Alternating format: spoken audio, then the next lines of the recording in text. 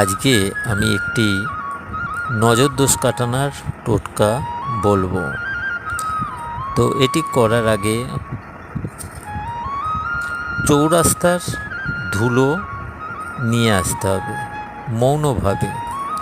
তারপর সেই ধুলোর সঙ্গে একটু নুন, সাদা সর্ষে এবং 7টি গোটা শুকনো লঙ্কা নিয়ে শনিবার ও রবিবার দিনে 3বার, সময় সকাল, দুপুর এবং সন্ধে, মাথা থেকে পা পর্যন্ত অ্যান্টি ক্লক ঘুরিয়ে নিয়ে তারপর আগুন দিয়ে জ্বালিয়ে দেবেন এবং সেটিকে ডাস্টবিনে ফেলে দেবেন।